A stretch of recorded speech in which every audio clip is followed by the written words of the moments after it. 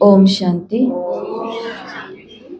तो आज सतगुरुवार 9 अप्रैल 2026 के बाबा के महावाक्य हैं। मीठे बच्चे, तुम अभी सत्य बाप द्वारा सच्ची बातें सुन सोझरे में आए हो। तुम अभी सत्य बाप द्वारा सत्य बातें सुन सोझरे में आए हो। तुम्हारा कर्तव्य है सबको अंधियारे से निकाल सोझरे में लाना। तो जो खुद सवेरे में आ चुके हैं, रोशनी में आ चुके हैं, प्रकाश में आ चुके हैं, उन्हों का क्या कर्तव्य है? सभी को अंधेरे से निकाल प्रकाश में, रोशनी में, सोझरे में लेकर के आना।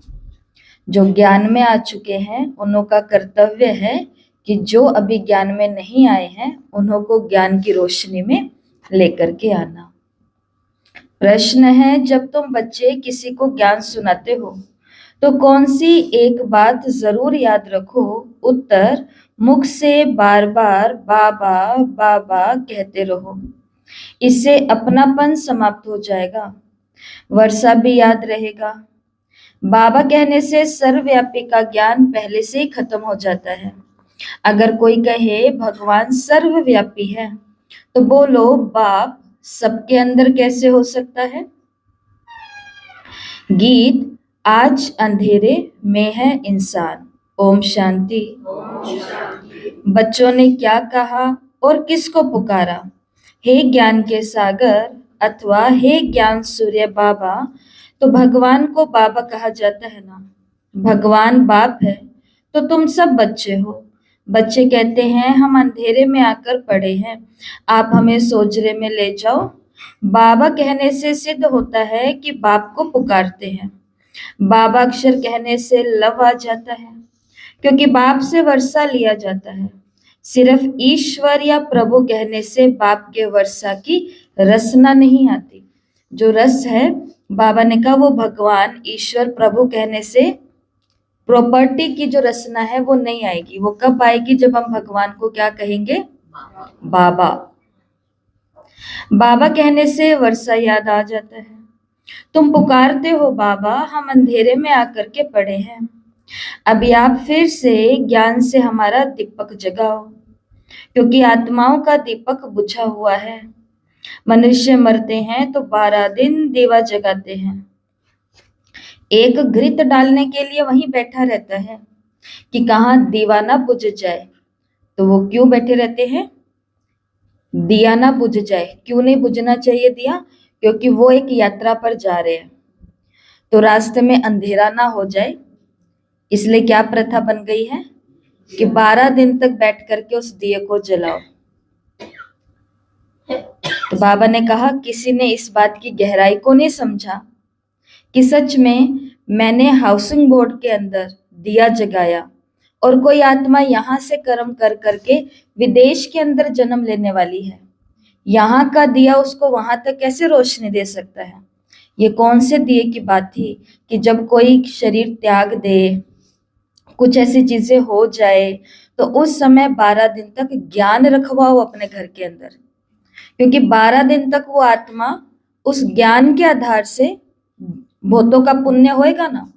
किसी एक भी आत्मा को पीछे से अगर ज्ञान समझ में आ गया, वो मांस खाते थे, उसी दिन उन्होंने संकल्प कर दिया कि नहीं, बहनें बता के गई है हम तो देवता बनने वाले हैं, देवता मांस नहीं खाते। और उसी दिन उन्होंने वो त्याग कर दिया। सारा पुण्य किसके खाते में गया? जिसके पीछे वो आकर के बैठे थे।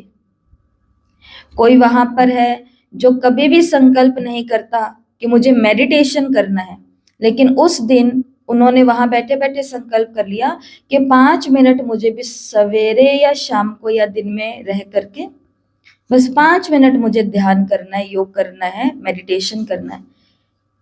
तो जाते जाते उस आत्मा ने पूरे जीवन में बहुत पाप किए होंगे, लेकिन किसी का पुण्य की दुआएं उसके ऊपर चढ़ गई, लग गई, तो कुछ तो उसको सहारा मिलेगा। बाकी जो अपना किया हुआ है वही आत्मा को देखना पड़ता है। लेकिन अगर किसी का भला हो जाता है तो वो भी उस आत्मा के खाते में जरूर जाता है। तो बाबा ने कहा कि देखो 12 दिन तक क्या जगाते हैं, दिया जगाते हैं। एक घृत डालने के लिए वहां बैठा रहता है कि कहाँ दीवा बुझ न जाए। बाप समझाते हैं तुम भारतवासी सोजरे में अथवा दिन में थे, अब रात में हो। 12 घंटा दिन 12 घंटा रात, वो है हद की बात और ये है बेहद का दिन और बेहद की रात, जिसको कहा जाता है ब्रह्मा का दिन सत्युग त्रेता, ब्रह्मा की रात द्वापर कलयुग। तो ब्रह्मा का दिन है सत्युग त्रेता, ब्रह्मा की रात है द्वापर कलयुग। रात में अंधियारा होता है, मनुष्य ठोकरें खाते रहते हैं, भगवान को ढूंढने के लिए चारों तरफ फेरे लगाते हैं, परंतु परमात्मा को पा नहीं सकते। परमात्मा को पाने के लिए बहुत भक्ति करते हैं। द्वापर से भक्ति शुरू होती है अथवा रावण राज्य शुरू होता है। दशहरे की भी एक स्टोरी बनाई है। स्टोरी हमेशा मनोमय बनाते हैं, जैसे बायोस्कोप नाटक आदि बनाते हैं। स्टोरी हमेशा कैसे होती है, मनोमय, जिसके अंदर बहुत सारी मन को खुश करने की, बिजी रखने की रमणीक बातें भी होती है। श्रीमद् भगवत गीता ही है सच्ची।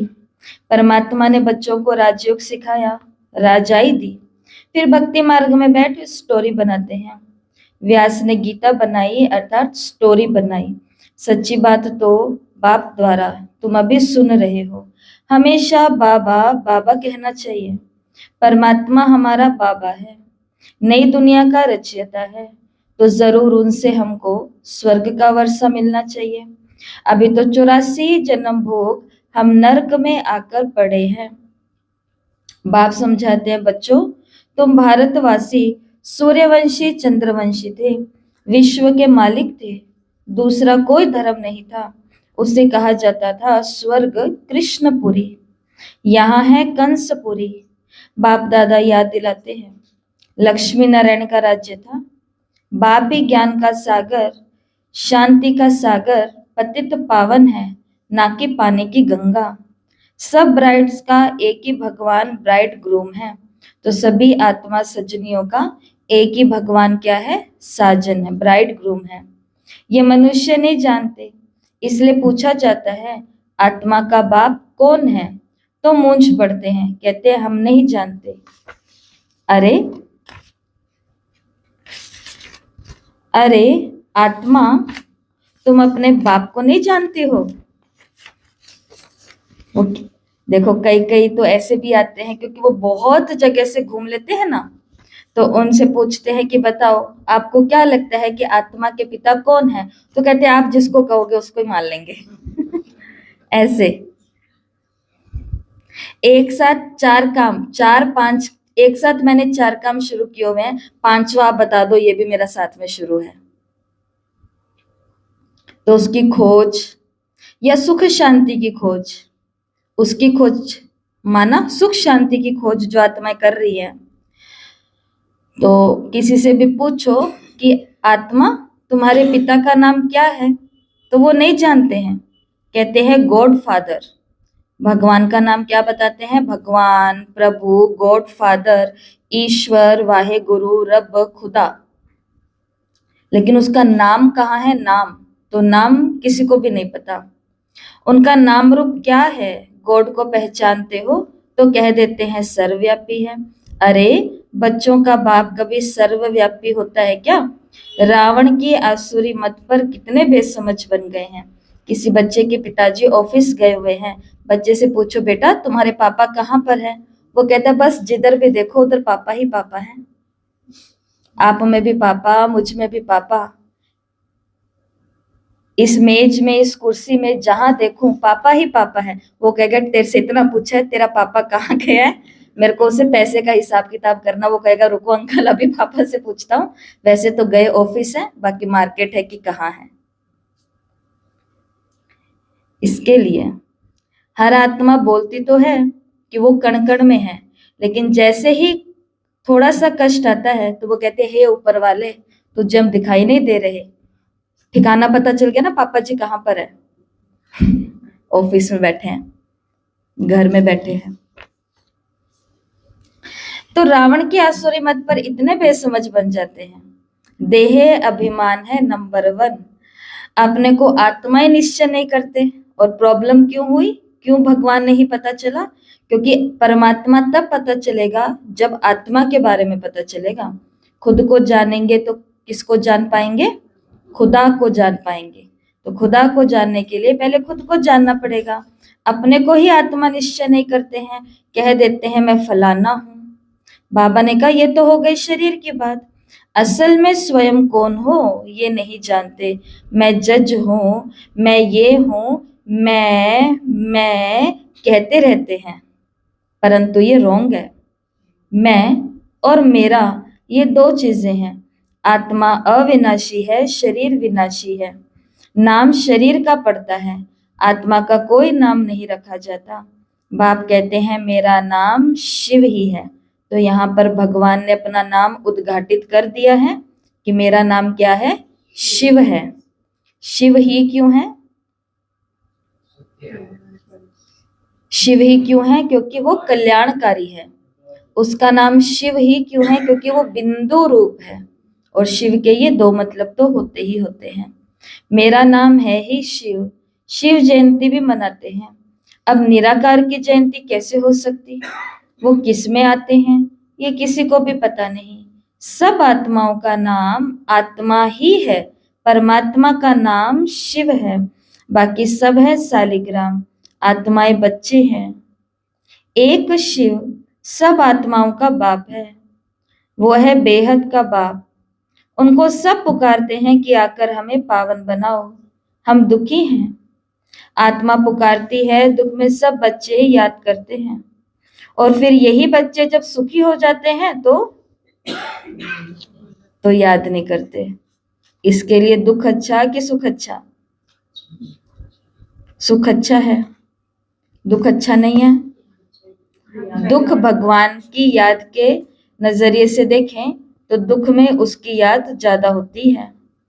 दुख में भक्ति भी ज्यादा होती है, दुख में योग भी बहुत अच्छा लगता है, सब कुछ होता है। ज्वालामुखी योग क्या होता है? वो एक ऐसी आत्मा से पूछो जिसके ऊपर अभी अभी एक बहुत बड़ा पहाड़ गिरा है, सिवाय मेडिटेशन के, योग के, उसके पास कोई समाधान नहीं है, पता है ना? तो उसका अपने आप क्या लग जाता है। उसके बाद वो पूछेंगे कि दीदी मुझे योग की कमेंट्री बताओ, कौन सा योग करूं? नहीं पूछते हैं, क्योंकि दुख आया। लेकिन फिर यही बच्चे जब सुखी हो जाते हैं, कब? सतयुग त्रेता में। तो बाबा ने कहा कोई भी याद नहीं करते, दुखी बनाया है रावण ने। बाप समझाते हैं ये रावण तुम्हारा पुराना दुश्मन है। लेकिन अब संगम पर बाबा ने हमें हर हालात में बाबा को याद करना सिखाया है। चाहे परिस्थितियां हैं, चाहे अनुकूल स्थितियां हैं, हर एक में क्या रहो? बाबा की याद में रहो। बाकी दुखी तो बनाया है रावण ने। बाप समझाते हैं ये रावण तुम्हारा पुराना दुश्मन है, ये भी ड्रामा का खेल बना हुआ है। तो अभी सब अंधियारे में है, इसलिए पुकारते हैं हे ज्ञान सूर्य आओ, हमको सोझरे में ले जाओ। भारत सतयुग था तो कोई पुकारते नहीं थे, कोई अप्राप्त वस्तु नहीं थी। यहाँ तो चिल्लाते रहते हैं हे शांति देवा। बाप आकर के समझाते हैं शांति तो तुम्हारा स्वधर्म है, गले का हार है। आत्मा शांति धाम की रहवासी है, शांति धाम से फिर सुख धाम में जाती है, तो वहां सुख ही सुख है। तुमको चिल्लाना नहीं होता है, दुख में चिल्लाते हैं रहम करो। दुख हरता सुख करता बाबा आओ, शिव बाबा मीठा बाबा फिर से आओ। आते हैं जरूर, तभी तो शिव जयंती मनाते हैं। श्री कृष्ण है स्वर्ग का प्रिंस, उनकी भी जयंती मनाते हैं, परंतु श्री कृष्ण कब आया ये किसी को भी पता नहीं। राधे कृष्ण ही स्वयंवर के बाद लक्ष्मी नारायण बनते हैं, ये कोई भी नहीं जानते। मनुष्य ही पुकारते रहते ओ गॉड फादर। अच्छा उनका नाम रूप क्या है? तो कह देते हैं वो नाम रूप से न्यारा है। अरे तुम कहते हो गॉड फादर और फिर नाम रूप से न्यारा कह देते हो। बाबा ने कहा आकाश पोलार है, लेकिन उसका भी नाम है आकाश। तुम कहते हो हम बाप के नाम रूप को नहीं जानते। अच्छा अपने को जानते हो? बाप के नाम रूप को तो नहीं जानते, सब भगवान है, लेकिन अपने को जानते हो? हाँ हम आत्मा है। अच्छा आत्मा का नाम रूप बताओ। तो कह देते हैं आत्मा सो परमात्मा। आत्मा नाम रूप से न्यारी हो नहीं सकती। आत्मा एक बिंदी स्टार मिसल है, भ्रिकुटी के बीच में रहती है। कमेंट्री करा रहे हैं बाबा, योग करा रहे हैं। आत्मा क्या है? बिंदु स्टार मिसल है, भ्रिकुटी के बीच में रहती है। जिस छोटी सी आत्मा में 84 जन्मों का पाठ नुदा हुआ है। ये बहुत समझने की बात है, इसलिए 7 रोज भट्टी गाई हुई है। द्वापर से रावण राज्य शुरू हुआ, तब से विकारों की प्रवेशता हुई, सीढ़ी उतरते आए। अब सबको ग्रहण लगा हुआ है। किसका ग्रहण लगा हुआ है सबको? राहु का। किसका? विकारों का। तो बाबा ने कहा अभी सबको क्या लग गया? ग्रहण लग गया, काले हो गए, इसलिए पुकारते हो हे ज्ञान सूर्य आओ, आकर हमको सोजरे में ले जाओ। ज्ञान अंजन सतगुरु दिया, अज्ञान अंधेर विनाश। तो बुद्धि में बाप आता है, ऐसे नहीं ज्ञान अंजन गुरु दिया। गुरु तो ढेर है, उनमें ज्ञान कहाँ है? उनका थोड़े ही गायन है।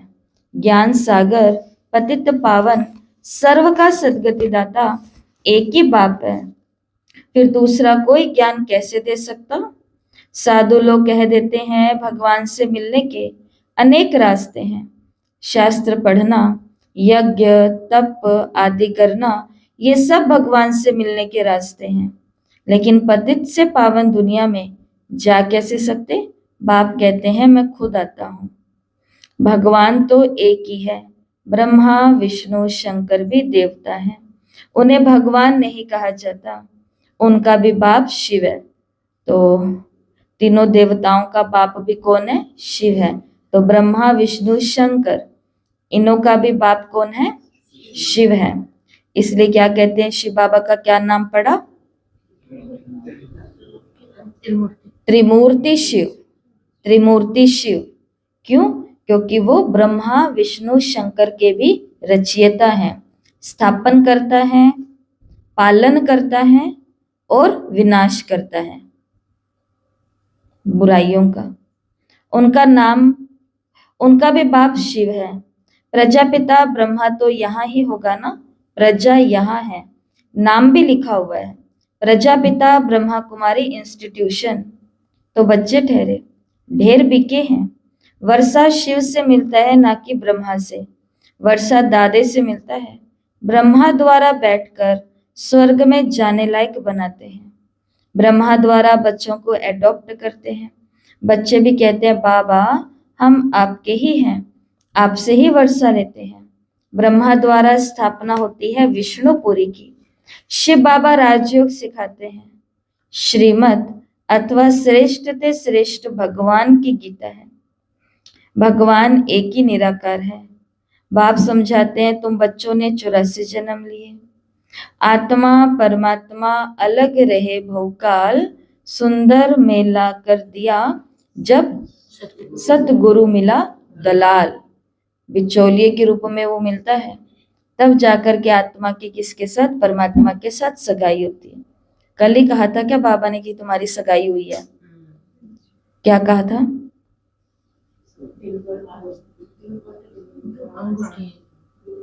बाबा ने अंगूठी की बात करी थी। वो अव्यक्त मुरली का प्रश्न था, टेस्ट में आया था। झोपड़ी है दिलबर और दिलरुबा के मिलने का स्थान।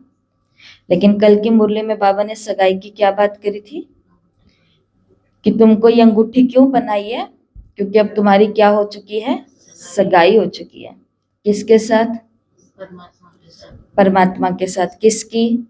आत्मा। पर आत्मा को तो अंगुली नहीं है, रथ को तो है। आत्मा के शरीर को बांधा जाता है ताकि आत्मा को याद रहे कि मैं किसकी हूं। आत्मा के शरीर को बांधा जाता है ताकि याद रहे मैं किसकी हूं, ताकि याद रहे मैं किसकी हूं। और कल बाबा ने बैच का भी जिक्र किया, ताकि याद रहे मैं किसकी हूं। है आत्मा, आत्मा को ना अंगूठी टच कर सकती है, ना कपड़ा टच कर सकता है, यूनिफॉर्म, ना उसको ये बैच और ये कोई भी चीजें उसको टच नहीं कर सकती हैं।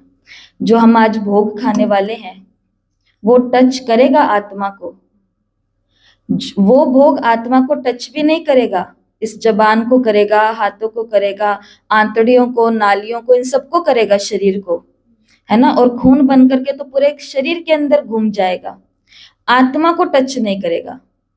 लेकिन सारी की सारी उस भोग से भोगनाएं किसकी समाप्त हो जाएंगी? आत्मा की हो जाएगी। कितनी सुंदर क्रिएशन है बॉडी इस आत्मा की। इसके लिए बाबा शरीर को बांधने के लिए क्यों कहते हैं?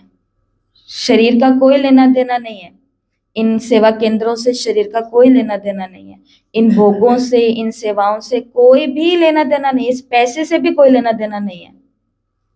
ये सब चीजें क्यों है? ताकि शरीर के द्वारा, पैसे के द्वारा, भोग, सेवा, इन सभी चीजों के द्वारा जब बॉडी के द्वारा आत्मा भगवान के साथ बंध जाती है तो वो असली में कौन बंधती है? आत्मा बंधती है। क्यों बंधती है? छूटने के लिए।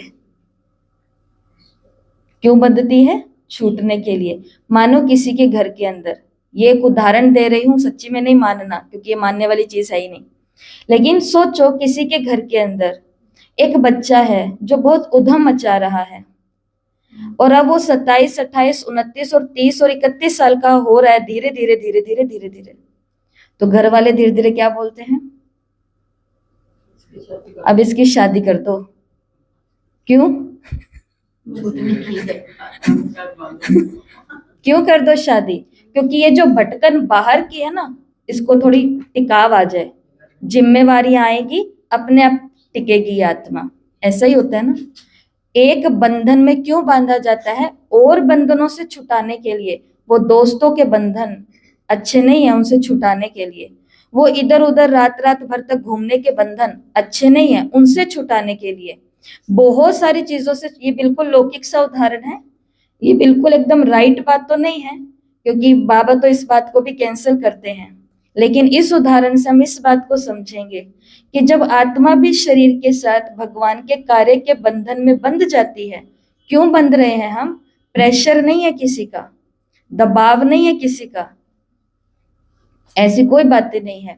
लेकिन मैं आत्मा क्यों बंध रही हूँ और बंधती जा रही हूँ? क्योंकि मुझे बहुत चीजों से छूटना है। अगर यहाँ नहीं बंधी तो बाहर तैयार खड़े हैं मुझे बांधने के लिए।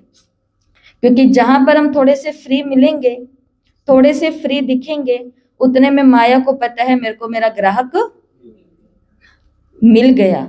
इसके लिए किसी भी तरीके से पूरे दिन में 8 घंटा खुद को बाबा के साथ बिल्कुल बिल्कुल तरीके से बांध करके रखना है। उसके अंदर अमृत वेला भी आएगा, नुमा शाम भी आएगा, मुरली पढ़ाई भी आएगी, उसके अंदर हमारा होमवर्क भी आएगा, उसके अंदर हमारी बहनें आसपास की कोई सेवाएं बता देती है या सेवा केंद्र की सेवाएं हैं, ये भी आ जाएगा, या फिर हम कोई प्लान बना रहे हैं वो भी आ जाएगा। मनसा सेवा, ये वो सब कुछ किसके अंदर आ जाए, और ये बंधन ही हमें क्या कर देगा? उन झंझटों से मुक्त करेगा।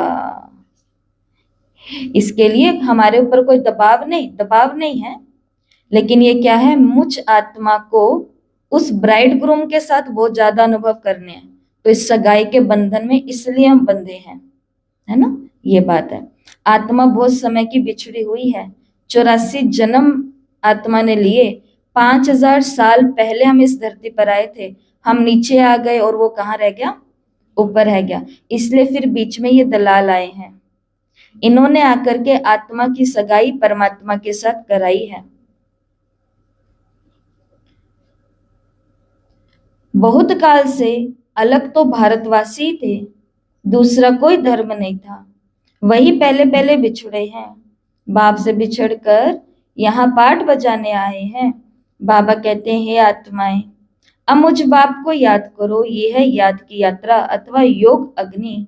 तुम्हारे सिर पर जो पापों का बोझ है वो उस योग अग्नि से भस्म होगा। हे मीठे बच्चे, तुम गोल्डन एज से आयरन एज में आ गए हो। तो सतयुगी गोल्डन दुनिया से हम कलयुगी तमो प्रधान आयरन एज में आ गए हैं। अब मुझे याद करो, ये बुद्धि का काम है। देश सहित दे के सब संबंध छोड़ मामेकम याद करो। और याद कहाँ से करना? बुद्धि से। माताओं को, बहनों को घर में रहना है, परिवार को संभालना है, भाइयों को कामकाज करना है, या जो भी जिस प्रोफेशन में, चाहे बहनें भी हैं, सबको अपने अपने कर्तव्य करने हैं। लेकिन ये काम किसका है? भगवान को याद करने का। ये बुद्धि का काम है, ये बुद्धि का काम है। और इसके लिए क्या करना पड़ेगा? देश सहित दे के सब संबंध छोड़ मामेकम याद करो। आज से अव्यक्त मुरली अब शुभारंभ हो ही जाएगा आज तो उसके अंदर मुरली जिन्होंने पढ़ी है रात को या कल परसों भी पढ़ी होगी, तो उसके अंदर बाबा ने एक वाक्य कहा है कि तुमने बाबा को, भाई बच्चों ने बाबा को बाप भी बनाया, शिक्षक भी बनाया, गुरु भी बना लिया, लेकिन पोत्रा दोत्रा बनाना भूल गए। पोता मेरा यही है, दोता मेरा यही है। शिव बाबा को ना पोता बनाया ना दोता बनाया। पेपर कहाँ से आएगा? वहीं से आएगा। इसके लिए बाबा ने कहा पोत्रा दोत्रा भी किसको बनाओ? मुझे। कैसे बनाओगे? कैसे बनाएंगे बाबा को पोत्रा दोत्रा? मन से तो बनाएंगे। कैसे?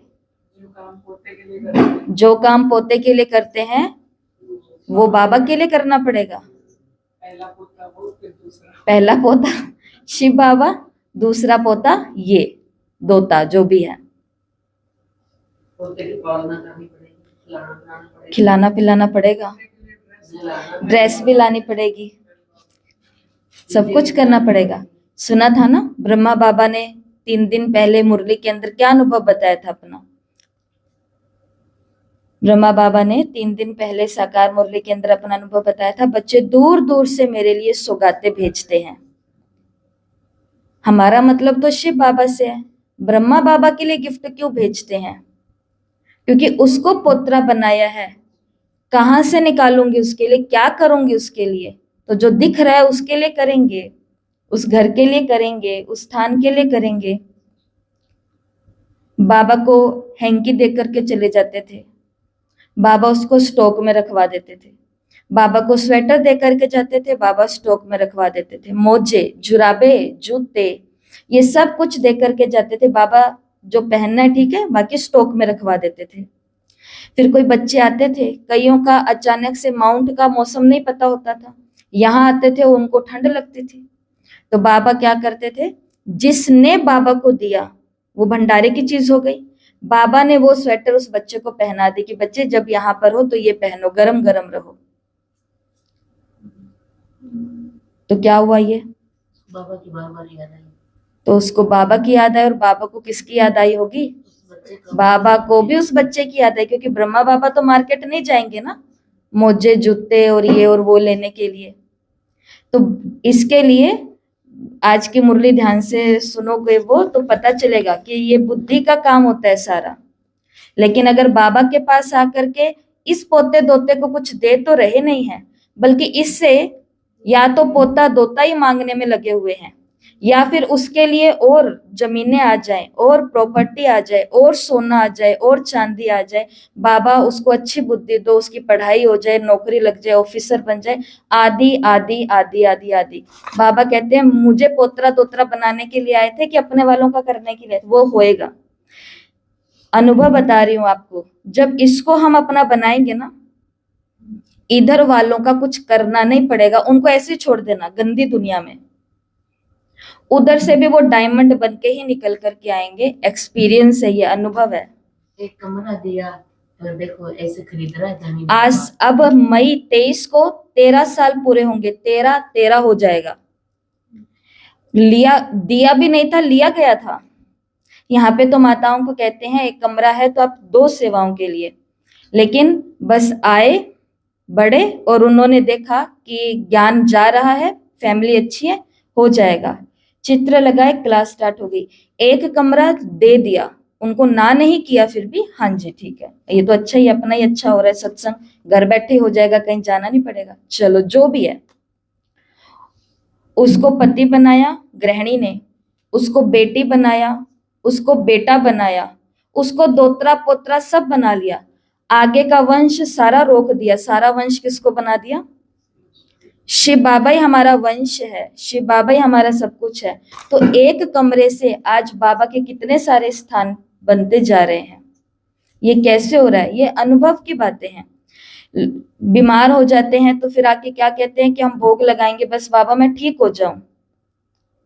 पहले निकाल दिया करो ना महीने में हिस्सा, डॉक्टर के पास जाना ही नहीं पड़ेगा, बीमार ही नहीं होंगे। एक्सपीरियंस, ये बहुतों के अनुभव है, क्योंकि मैं आपको बता चुकी हूं, चाहे ये शरीर है, चाहे ये वाक्य है, और चाहे ये मनी है, मनी, ये एक ऊर्जा है, ऊर्जा, इसको जाना है कहीं ना कहीं, ये कहीं ना कहीं जाएगी। इससे अच्छा है कहीं और जाने से पहले हम कहीं और थोड़ा सा लगा दें, सफल कर दें इस बॉडी को, इस मन को और इस धन की ऊर्जा को, तो फिर गलत रास्तों पर जाने से रुक जाएगी, चाहे वो संबंधी क्यों नहीं है, चाहे वो हम खुद भी क्यों नहीं है, चाहे हमारी चीजें भी क्यों नहीं है। इसके लिए ये जो बात आज बाबा ने कही है ना कि आप मुझे याद करो, और ये बुद्धि का काम है, बुद्धि का। सारा दिन सोचो मैं क्या कर सकती हूँ, इस पोतरे दोतरे के लिए मैं क्या कर सकती हूँ। बाबा आपको अपने घर के अंदर इतना कुछ दिखा देगा, आपको पता चल जाएगा ये मेरे दिमाग में पहले क्यों नहीं आया, क्योंकि ये किसका काम है? बुद्धि का काम है। लेकिन कल बाबा ने कहा गाय अनहेल्दी है, वो मंथन ही नहीं करती है, उगाली नहीं करती है, जुगाली नहीं करती है, उगाड़ती ही नहीं है। अगर बुद्धि से सोचेंगे नहीं, मुरली को सुन करके निकल गए, एज ए ड्यूटी कंप्लीट किया, लेकिन चिंतन नहीं किया, तो मुरली भी चलेगी और इधर साथ साथ में व्यर्थ भी चलेगा। दोनों काम एक आत्मा एक साथ में कर सकती है, इसमें कोई वो अलग सी बात नहीं है। तो बाबा ने कहा अब क्या करो, और तो देह के संबंधों को छोड़ना नहीं, उनकी रक्षा स्वयं भगवान करेगा, कहीं नहीं भटकने देगा उनको। देह सहित देह के सब संबंध छोड़ माँ में कम याद करो। तुम आत्मा हो ना? पक्का पूछ रहे बाबा ने कहा पता तो है ना तुम आत्मा ही हो, या दादी हूँ, नानी हूँ, चाची हूँ, बुआ हूँ, आत्मा हूँ। तो आत्मा को पहले कौन याद आना चाहिए? लेकिन याद रखना उसके साथ चालाकी नहीं करना, कि शरीरों के साथ जब कुछ करना होता है, देहधारियों के साथ, तब तो ऐसा लगता है मैं मेरा किडनी भी निकाल करके इनको दे दूं, बस क्या ही दे दूं। लेकिन जब बाबा को देने की बारी आती तो कहते हैं मन से तो हम कर ही रहे हैं बाबा का। ऐसी चतुराई नहीं करनी। इसके लिए बाबा ने कहा कि तुम हो तो आत्मा ही ना, ये किसका शरीर है? तुम्हारा शरीर है। लेकिन सोचना क्या है, बाबा का ही रथ है। मैं माताओं का ऑपरेशन होता है ना, एक माता का ऑपरेशन हुआ तो वो क्या कहते हैं कि बाबा डॉक्टर भी आप, पेशेंट भी आप, और जिससे वो चीरे चूरे लगेंगे वो भी आप, सब कुछ आप। तो मैं आत्मा हूं और ये मेरा शरीर है। मैं आत्मा करती है। तुमको रावण ने पतित बनाया, ये खेल बना हुआ है। पावन भारत और पतित भारत। अब पतित बनते हैं तो बाप को पुकारते हैं, राम राज्य चाहिए कहते भी हैं, परंतु अर्थ नहीं समझते हैं। ज्ञान देने वाला, ज्ञान का सागर एक ही बाप है। बाप भी आकर सेकंड में वर्षा देते हैं। अभी तुम बाप के बने हो, बाप से सूर्यवंशी चंद्रवंशी वर्षा लेने के लिए। फिर सतयुग त्रेता में तुम अमर बन जाते हो। वहां ऐसे नहीं कहेंगे कि फलाना मर गया, क्योंकि सतयुग में अकाले मृत्यु नहीं होती है। सतयुग में अकाले मृत्यु नहीं होती है। तुम काल पर जीत पाते हो, दुख का नाम नहीं रहता, उसको कहा जाता है सुख धाम। बाप कहते हैं हम तो तुमको स्वर्ग की बादशाही देते हैं, वहां बहुत वैभव है। इसके लिए अपने को आगे का सोचना है, अभी का नहीं सोचना। अभी का तो बाबा हमारा सोचेगा। वहां पर बाबा ने कहा तुमको बहुत वैभव मिलेंगे। भक्ति मार्ग में मंदिर बनाए, उस समय भी कितना धन था, भारत क्या था, बाकी और सब आत्माएं निराकारी दुनिया में थी। बच्चे जान गए हैं ऊंचते ऊंच बाबा अब स्वर्ग की स्थापना कर रहे हैं। ऊंचते ऊंचे शिव बाबा, फिर है ब्रह्मा विष्णु शंकर सूक्ष्म वतनवासी, और फिर है ये दुनिया। तो बाबा ने आत्मा का भी कोर्स करा दिया, सर्वव्यापी का भी कोर्स करा दिया आज की मुरली में, 84 जन्मों का मतलब चक्र का, सतयुग, त्रेता, द्वापर, कलयुग का भी कोर्स करा दिया। फिर बाबा ने कहा मैं आकर के तुमको सारा ज्ञान देता हूँ, सोजरे में लेकर के जाता हूँ, इसका मतलब संगम का भी ज्ञान सुना दिया, कलयुग अंत में, सतयुग की शुरुआत में। और अब बाबा ने 3 दुनिया का, निराकारी दुनिया, आकारी दुनिया और साकारी दुनिया, इसका भी लेसन दे दिया। ऊंचते ऊंचे शिव बाबा, फिर है ब्रह्मा विष्णु शंकर सूक्ष्म वतनवासी, और फिर है ये दुनिया। ज्ञान से ही तुम बच्चों की सदगति होती है। गाया भी जाता है ज्ञान, भक्ति और वैराग्य। पुरानी दुनिया से वैराग्य आता है क्योंकि सतयुग की बादशाही मिलती है। तो सतयुग की क्या चाहिए हमको? बादशाही। हम किसी को कहते हैं, कह रहे सतयुग में सब कुछ मिलेगा, वो कहते पर चाहिए तो अभी ना। एक माता अपने बेटे को लेकर के आई कि तू योग लगा, सब अच्छा हो जाएगा। ये आज से 4.5-5 साल पहले की बात है, लगभग कि तू बैठ और ना सब कुछ हो जाएगा। वो कहता पहले होगा तो बैठूंगा, ऐसे कैसे बैठ जाऊं कहीं पर भी जा करके। इतने मुश्किल से उनको 7 दिन बाबा के आगे बिठाया, और कोई हम 20-25 साल के बच्चे की बात नहीं कर रहे हैं, 40-45 साल का बच्चा। लेकिन माँ के लिए तो बच्चा ही है ना, उसकी तो क्या दिल होती है कि इतना तनाव में है और बाबा के अलावा इस आत्मा को ताकत नहीं मिल सकती है। लेकिन वो आत्मा को हमने बोला कि अरे आप बैठो, तो भाई जी बैठो, करो ये।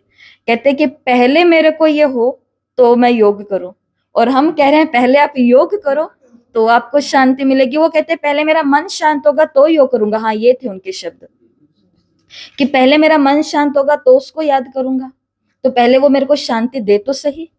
हम कहते थे आप उसको याद करो, शांति अपने आप आ जाएगी।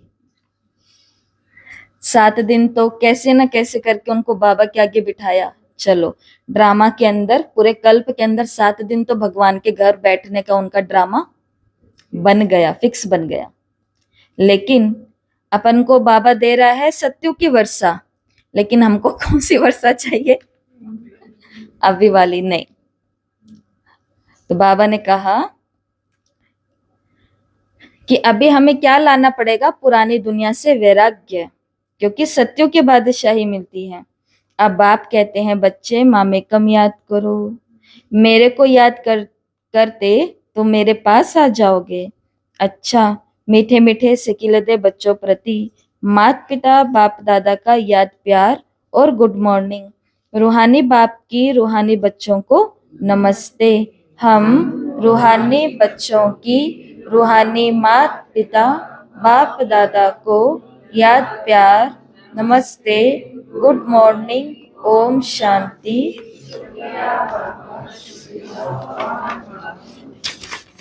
धारणा के लिए मुख्य सार। तो आज पूरा दिन क्या हम बातों को धारण करेंगे? आज की मुरली से किन बातों को याद रखेंगे? आज की मुरली से बाबा बाबा कहते रहो, खुद को आत्मा समझते हैं। बाबा ने कहा जब भी किसी को लेसन दो तो उस समय ज्ञान सुनाओ तो उस समय बार बार क्या कहो? बाबा ऐसे कहते हैं, बाबा कहते हैं। देखो आप सुनना, कोई भी दीदी मुरली सुनाती है ना, तो मुरली के अंदर ऐसे बार बार नहीं लिखा होता, मुरली के अंदर कहीं कहीं पहरा चेंज होता है तो लिखा था बाप कहते हैं।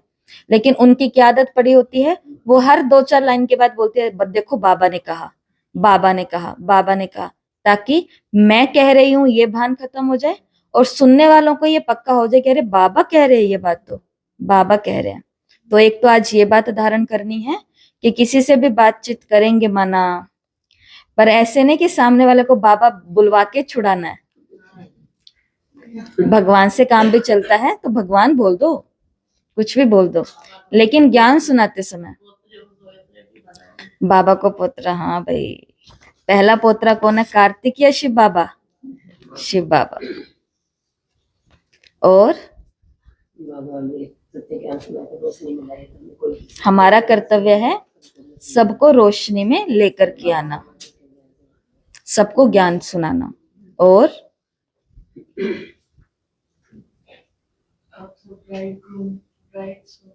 शिव बाबा ब्राइड ग्रूम है, तो हम सभी सज्जनियां हैं, वो हमारा साजन है।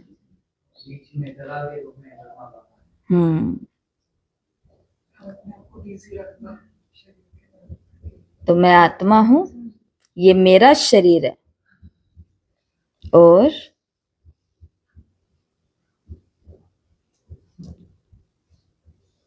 और क्या कहा बाबा ने? दे के सब संबंध छोड़ मुझे याद करना है। तो कैसे छोड़ने नहीं है सच में? बुद्धि से। बुद्धि से जो पहले मैं उधर सोचती हूँ, वो पहले मैं किसका सोच लूं, इधर सोच लूं, तो उधर 1% सोचना पड़ेगा, 99% बाबा की अब गारंटी हो जाएगी। लेकिन ये कर्मों की बहुत गहन गति है। एक बार जिसको बिजनेस करना आ गया ना, ये बिजनेस कल ही बाबा ने बोला है, व्यापार है ये। एक बार जिसको बिजनेस करना आ गया ना, कि इधर 10 दिया उधर 1000 आया, इधर 100 दिया उधर 10,000 आया, इधर 1000 दिया उधर लाखों की चीजें बसनी शुरू हो जाती है। घर तो बसना शुरू ही होता है ना। घर के अंदर कोई भी एक चीज आती है तो वो चीज हमारी इन्वेस्टमेंट हो गई है, वो सदा के लिए हमारी हो गई है, वो घर से बाहर नहीं जाने वाली अब चीज। लेकिन ये सौदा जिसको करना आ गया, ये व्यापार जिसको करना आ गया, तो उसको बहुत सारे दरवाजे कभी देखने नहीं पड़ेंगे। भगवान मिलने के बाद भी मेरे साथ ऐसा क्यों हो रहा है? कल की मुरली में बाबा ने बोला, क्योंकि अभी तक हमने बाबा को वैसे नहीं याद किया जैसे बाबा याद कराना चाह रहा है। अभी बीच में डर आ जाता है, अभी बीच में नेम आ जाते हैं, अभी बीच में और देहधारी आ जाते हैं, अभी बीच में भक्ति भी आ जाती है। अभी बीच में भक्ति, वो वाली भक्ति नहीं, भक्ति का मतलब है, भक्ति का मतलब है कि मैं एक तरफ तो बोल रही हूँ मुझे तो मिल गया, लेकिन अपनी वो जिम्मेवारियां मैं किसी और पे छोड़ भी नहीं रही हूँ, निश्चिंत नहीं हो रही हूँ, मैं मुक्त नहीं हो पा रही हूँ चीजों से, क्योंकि मेरे दिल के एक कोने में वहम पड़ा हुआ है। तो फिर कैसे होगा? इसके लिए तो बहुत ज्यादा योग करना पड़ेगा। इसलिए बाबा कभी कभी क्या बोलते हैं, मेरे बच्चों को भी ये बात मालूम नहीं है कि वो किसके सामने बैठे हैं। ऐसा होता है कि नहीं होता? होता है ऐसा। इसके लिए आज बाबा ने क्या बोला कि बुद्धि से सब देह और देहधारियों से बुद्धि निकाल करके सारे संबंध किसके साथ जोड़ने हैं? बाबा के साथ। और आत्मा भ्रिकुटी के बीच एक बिंदी स्टार हो। बाबा ने आज कमेंट्री कराई हमें, ठीक है। तो धारणा के लिए मुख्य सार जो आज पूरा दिन बार बार याद करने का अभ्यास करना है। पहला, सिर पर जो पापों का बोझ है उसे योग अग्नि से भस्म करना है। बुद्धि से देह सहित देह के सब संबंध छोड़ एक बाप को याद करना है। बुद्धि से देह सहित देह के सब संबंध छोड़ एक बाप को याद करना है।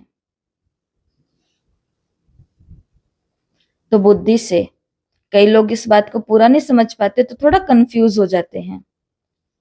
जैसे क्या करते हैं भाई बहने, किसी के घर में बच्चे का जन्मदिन है, मान लो पोतरे की बात कर लेते हैं, जन्मदिन है, तो वो पहले किसका हिस्सा निकाल देते हैं? बाबा के घर का। उसको भेज देते कि जाओ तिलक लगवा करके आओ और बाबा के घर ये दे करके आओ। फिर उसके बाद में सेलिब्रेशन होता है पूरे दिन में, तो पहला पोतरा कौन याद आया? बाबा याद आया। ऐसे पति है, पत्नी है, दोस्त है, पार्टनर है। कल हम एक दुकान पर लेकर के गए थे हमें, तो वहां पर हमने क्या देखा, उस भाई जी ने 2 कुर्सियां लगा के रखी है और वो हमें बता रहे थे, एक कुर्सी तो दीदी ये मेरी है।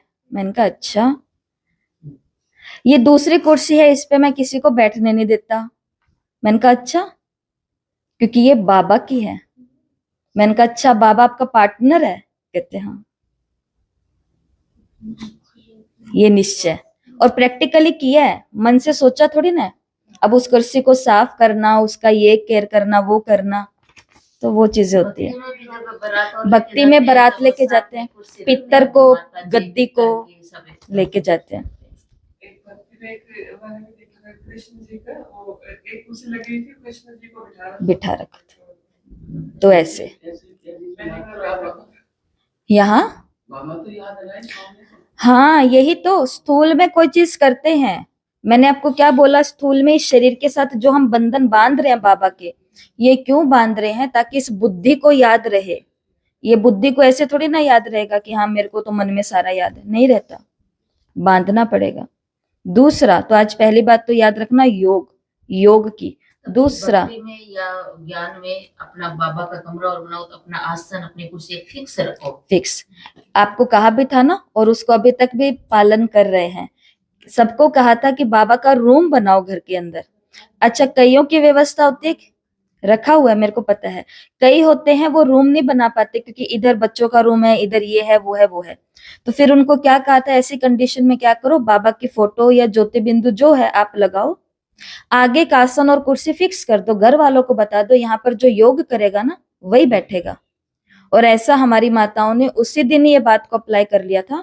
और अब जब भी उनके घर जाते तो वो पहले से बताते, दीदी देखो ये वो जगह है जहाँ पे हमने बाबा का स्थान बनाया। वो क्यों किया?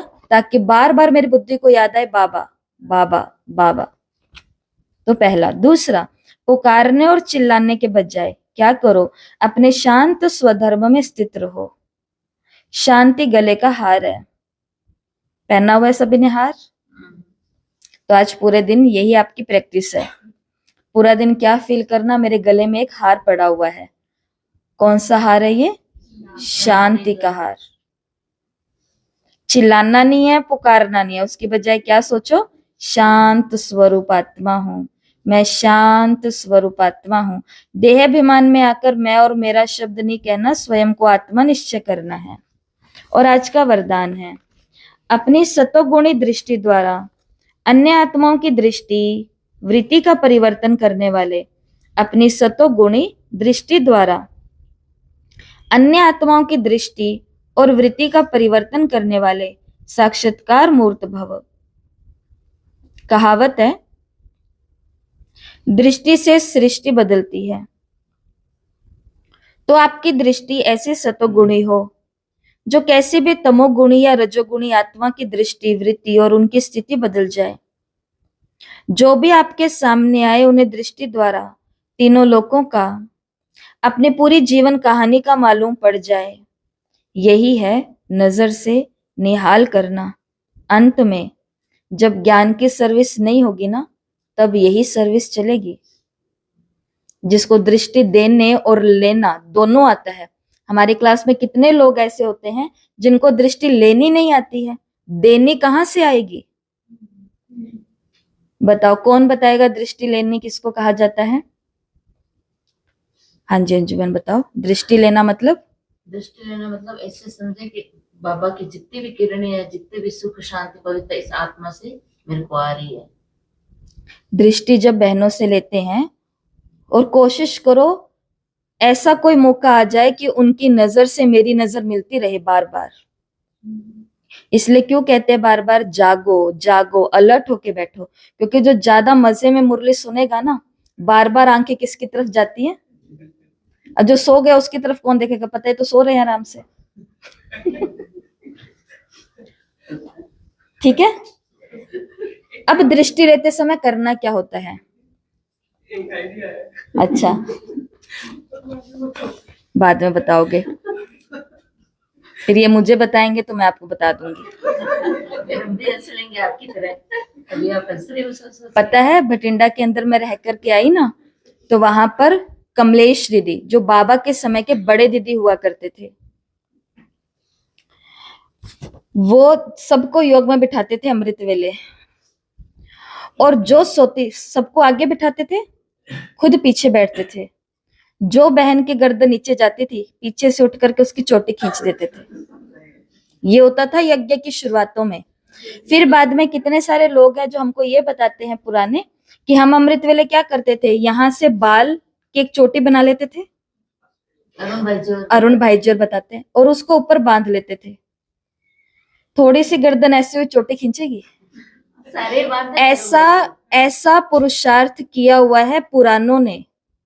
और हमको तो वो वाली मुरली अच्छी लगती है कि बच्चे लेटे लेटे भी बाबा को याद कर लो। कहा हमने तो कहाँ किया है, यो कुछ नहीं किया।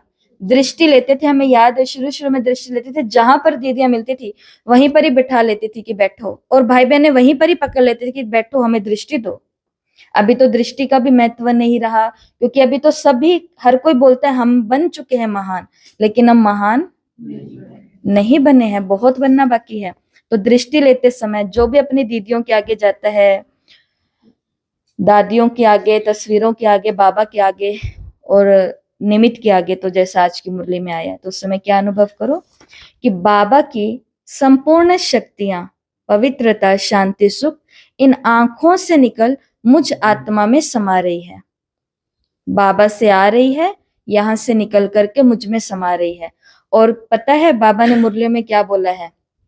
बहन आपके लिए सोच रही है ये एक पवित्र आत्मा है, शिव बाबा की पवित्रता मेरी आंखों से इस आत्मा में जा रही है। और आप भी आज घर से ये सोच कर के आए हो कि मेरे अंदर बहुत विकारी संकल्प चले, बाबा मैं पवित्र आत्मा, मुझे पवित्रता दो आप। और आपने भी दीदी से दृष्टि ली और यही संकल्प किया कि बाबा की पवित्रता मुझ में आ रही है। दोनों के संकल्प मिले और वहां पर आत्मा एक गहरा निर्णय ले लेती है, आज से मुझे कोई भी विकारी कृत्य, संकल्प, दृष्टि, दृश्य नहीं देखना, नहीं करना। ये चमत्कार तब होते हैं जब देने वाले और लेने वाले दोनों का भाव एक जैसा हो जाता है। अब देने वाला तो एक ही भाव दे रहा है, लेने वालों की बुद्धि में क्या हो जाता है, कभी कभी फर्क पड़ जाता है। इसलिए बाबा ने कहा लास्ट में ज्ञान की सर्विस तो नहीं होगी, आज बाबा ने कह दिया, और वो समय अब जल्दी आने वाला है। तब कौन सी सर्विस चलेगी? इन आत्माओं के द्वारा दृष्टि से वो सृष्टि बदलेंगी लोगों की। स्लोगन है पवित्रता का प्रैक्टिकल स्वरूप सत्यता और दिव्यता है। पवित्रता का प्रैक्टिकल स्वरूप सत्यता और दिव्यता है।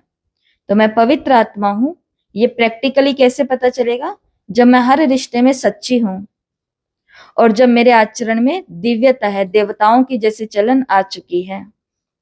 ये है आज के अव्यक्त इशारे। महान बनने के लिए मधुरता और नम्रता का गुण धारण करो। मधुरता और नम्रता का गुण झुकना सिखाता है। जितना भी आप संस्कारों में, संकल्पों में झुकेंगे, उतना विश्व आपके आगे झुकेंगे। झुकना अर्थात झुकाना, संस्कार में भी झुकना। ये संकल्प नहीं हो कि दूसरे हमारे, ये संकल्प नहीं हो कि दूसरे हमारे आगे भी तो कुछ झुके। हम झुकेंगे तो सब झुकेंगे, कुछ तो झुके नहीं। बाबा ने कहा मैं झुकूंगी तो सब झुकेंगे। जो सच्चे सेवाधारी होते हैं वो जब सभी के आगे झुकेंगे तब सेवा कर सकेंगे। और दादियों ने क्या किया? दादी प्रकाशमणि संस्था की चीफ थे, लेकिन कोई भी वीआईपी आते थे या महामंडलेश्वर आते थे, कुछ भी, तो दादी अपनी भी सीट पर उनको बिठा देते थे। तो उनको ऐसा लगता था कि अरे ये खुद एक चीफ है संस्था की, और इन्होंने हमें जो सिर्फ गेस्ट बन करके आए हैं उन्हें इतने ऊंचे स्थान पर, ऐसे कमरों में, ऐसे भोजन में, यहाँ पर ये करवाया। तो वास्तव में दादियों का झुकना सभी को उनके आगे झुकाने के निमित्त बन गया। तो ये आज के मुरली के महावाक्य हमने सुने। और आज का स्वमान सभी लिखेंगे, मैं नजर से निहाल करने वाली आत्मा हूं। मैं नजर से निहाल करने वाली आत्मा हूं। अच्छा, ओम शांति। ओम शांति।